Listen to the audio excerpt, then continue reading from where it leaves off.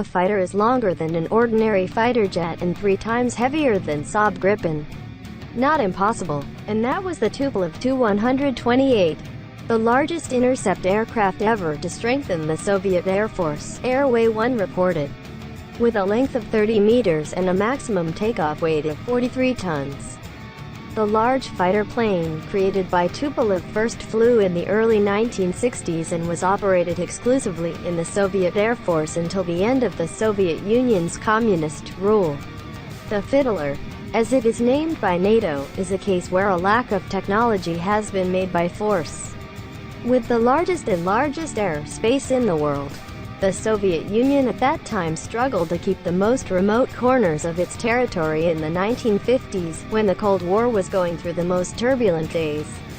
United States nuclear bombers such as the famous B-52 are a real threat, and the PVO, Soviet Air Force, does not have fighter planes capable of reaching vast areas.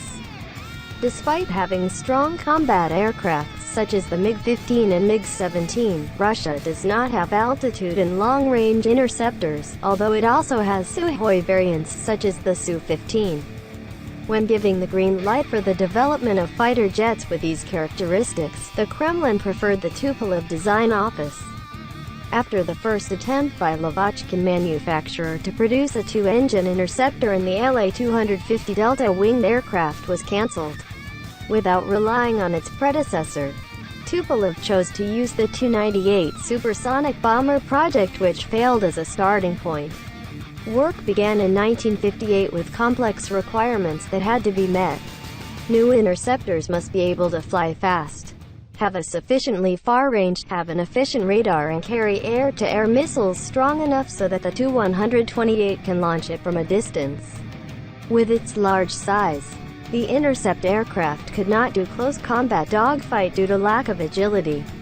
The Fiddler is a heavy but powerful aircraft, thanks to 2 Lyulka AL-7F turbojet engines with nearly 100 kilonewtons power each with afterburners, to reach a distance of more than 2,500 kilometers.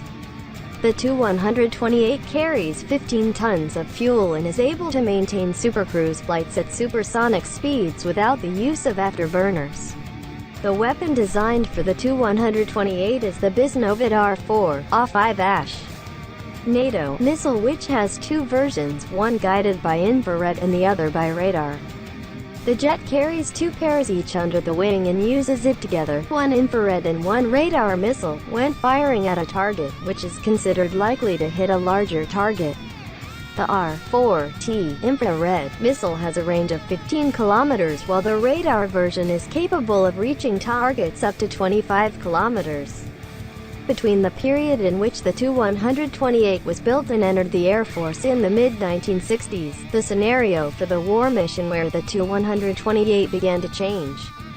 Earlier U.S. heavy bombers who flew at altitude and launched ballistic missiles became the biggest threat in a nuclear attack. The B-52 bomber, which was the reason for the design of a large interceptor, eventually changed its role by launching cruise missiles at great distances from targets and at low altitudes.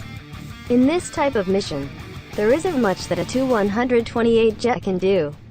Finally, Tupolev modernized the remaining Tu-128 in 1979 so that the Tu-128 could detect and destroy targets at a low altitude.